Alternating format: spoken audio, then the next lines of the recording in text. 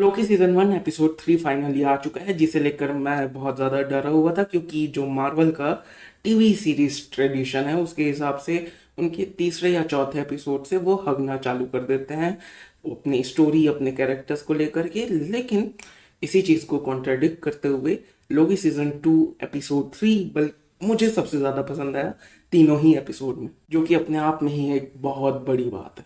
खैर, इस एपिसोड की बात करें तो जैसा कि पिछले एपिसोड में हमें रेंसलेयर का लोकेशन पता चल गया था, तो लोकी और मॉर्बियस उसके पीछे जाते हैं। लेकिन उससे पहले हमें पता चलता है कि रेंसलेयर मिस मिनट के कहने पर 1860s में जाती है और वहां पर बच्चे विक्टर टैमली को टीवीए की गाइड बुक दे देती है, जो कि एक्चुअली में प्लान था ही हू रिमेन्स का उसके मरने से पहले।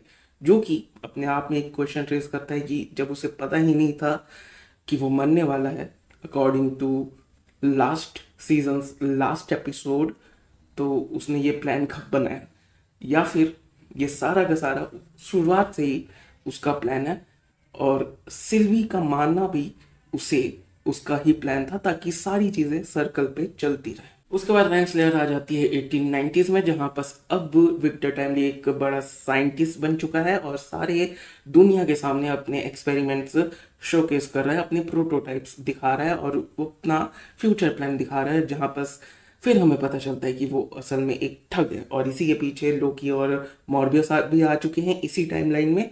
और अब रेंसलेयर और लोकी और मॉर्बियस उसे कन्विंस कर रहे हैं कि वो उनके साथ चले ताकि लूम ठीक हो सके।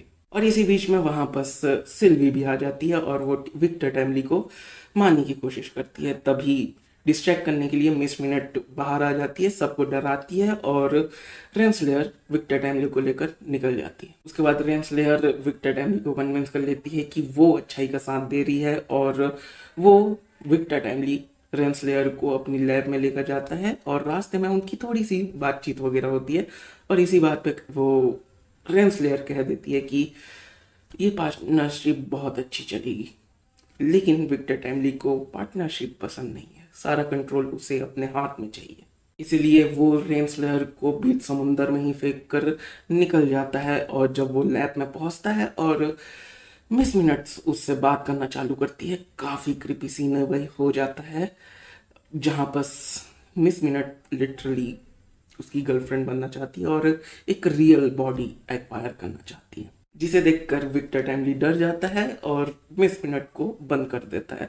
उतने में रेंसलेयर वापस आ जाती है, वो उसे प्रून करने की कोशिश करती है लेकिन फिर वहां पर लोकी आ जाता है और साथ में मॉर्बियस भी, उसके बाद सिल भी आ जाती है, जो कि विक्टर टाइमली को एक बार फिर से मारने की कोशिश करती है। लेकिन इस बार विक्टर टाइमली थोड़े चीजी लाइंस यूज करता है और वो बोलता है कि तुम मुझे नहीं जानती, मेरे दिल को नहीं जानती जो अभी मेरे सीने में धड़क रहा है, तुम उसे जानती हो जो कि मैं हूं भी नहीं।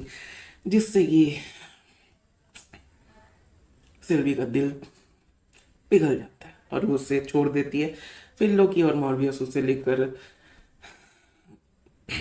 टीवीए में घुस जाते हैं, जो कि बहुत बड़ी प्रॉब्लम हो सकती है आने वाले वक्त में। और यहाँ पर सिल्वी रेंसलेयर को अपने बचपन का बदला पूरा करने के लिए वहीं भेज देती है जहां पर एंड ऑफ द टाइम में ही हू रिमेन्स का पैलेस था, जहां पर वो वापस से मिस मिनट को बुलाती है रेंसलेयर और मिस मिनट बताती है कि कोई सीक्रेट है रेंसलेयर का जो उसे पता है और खत्म। ओवरऑल मुझे एपिसोड बहुत ज़्यादा पसंद आया, उसकी जो वाइब थी, जो क्रीपी वाइब थी, जो इंटेंस वाइब थी, मुझे बहुत ज़्यादा पसंद आया। जिस तरीके से उन्होंने ये सारी चीज़ें प्रेजेंट की मुझे वो ज़्यादा पसंद आया और एक तरीके से मिस्टीरियस वे में एंड ऑफ द सीजन एक मिस्ट्री के साथ हमें छोड़ दिया कि आखिर रेंसलेयर का असली मकसद क्या है, उसकी बैकग्राउंड क्या है, आखिर क्यों हमें रेंसलेयर और ही हू रिमेन्स की ऑडियो रिकॉर्डिंग सुनाई दी थी जब लोकी टाइम स्लिप करके पास्ट में गया था। हालांकि इस एपिसोड में हमें बहुत बार मिसलीड करने की कोशिश की गई कि क्या ये सब पैराडॉक्स में हो रहा है, क्या ये सारी चीज़ें आखिर में एक गोल सर्कल में जा रही हैं। लेकिन फिर पता चलता है कि नहीं, विक्टर टाइमली बस एक वेरिएंट ही है, क्योंकि जो ही वो रिमेन्स है वो 31st सेंचुरी का था, ना कि एटीन्स का। ये सारी चीज़ें बहुत ही मिस्टीरियस वाइब देती हैं, साथ ही में कई सारे सवाल भी खड़े करती हैं जो कि हमें एक्साइट करता है आने वाले एपिसोड्स के लिए। तो मैं बहुत ज़्यादा एक्साइटेड हूँ आने वाले 3 एपिसोड में क्या हो सकता है और क्या नया हमें देखने को मिल सकता है, जो कि अच्छी बात है क्योंकि हमें एज अ ऑडियंस ये सोचने में मजबूर करती है और इंटरेक्ट रखती है हर एक चीज़ से जो सीरीज़ में हो रहा है, जो कि पिछले कई सारे मार्वल प्रोजेक्ट से मिसिंग था। बाकी मिलते हैं अगले वीडियो में। लियो और गणपत अगर टिकट्स मिल गई तो मैं कल ही रिव्यू कर दूंगा दोनों का एक साथ। बाकी ये थे मेरे ओपिनियंस, मेरे थॉट्स, मेरे ऑब्जर्वेशंस। तुम अपने ओपिनियंस नीचे कमेंट सेक्शन में लिख सकते हो। इसी के साथ मिलते हैं अगले वीडियो में, तब तक के लिए बाय और सब्सक्राइब करो क्योंकि सब्सक्राइब करना बहुत जरूरी है। Okay bye.